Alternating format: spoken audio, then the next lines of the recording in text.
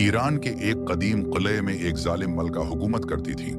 उसकी सफाकी और जुल्म की दास्तानें दूर दूर तक फैली हुई थीं। उसके दरबार में रहम का कोई तसव्वुर न था।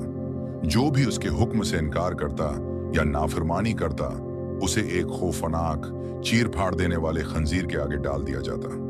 उसकी भूख इतनी शदीद थी कि वो चंद लम्हों में इंसान को नोच कर खत्म कर देता था। इस खौफ से पूरा इलाका लर्ज़ां था। अवाम इस जुल्म से तंग आ चुके थे।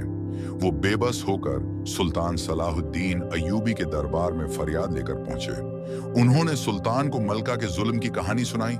सुल्तान ने न फौजी भेजे और न ही मलका को गिरफ्तार करने का हुक्म दिया, बल्कि खुद एक आम आदमी का लिबास पहना और खफिया तौर पर मलका के दरबार में जा पहुंचे। सुल्तान ने दरबार में पहुंचकर बुलंद आवाज में जालिम मलका को ललकारा, ए जालिम मलका, तेरा जुल्म अब खत्म होने को है। अल्लाह का कहर तेरे करीब है। बाज आजा, वरना तेरी हुकूमत मिट्टी में मिल जाएगी।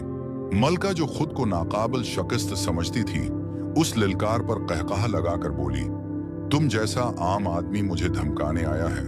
तुम्हारी हिम्मत कैसे हुई? तुम्हारे अंजाम को देखकर बाकी सबके हौसले भी पस्त हो जाएंगे। मलका ने फौरन अपने सिपाहियों को हुक्म दिया, उस गस्ताख को मेरे भूखे खंजीर के आगे डाल दो।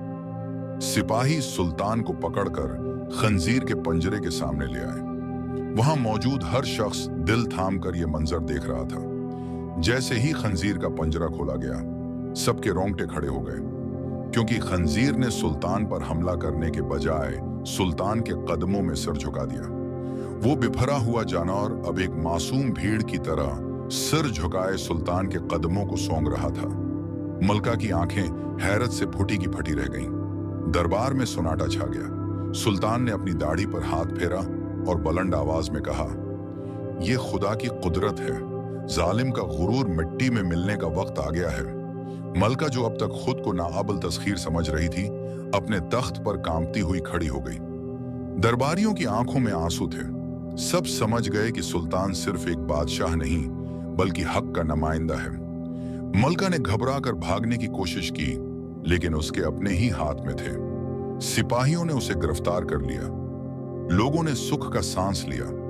सुल्तान ने मलका को मुआफ कर दिया, मगर उसे कैद में डाल दिया ताकि वो अपनी बाकी जिंदगी जुल्म पर निदामत करते हुए गुजारे। उस दिन के बाद किले में रहम और इंसाफ की फजा कायम हो गई। लोग सुल्तान सलाहुद्दीन अय्यूबी के इंसाफ को याद करते रहे और खुदा की कुदरत पर यकीन और भी मजबूत हो गया।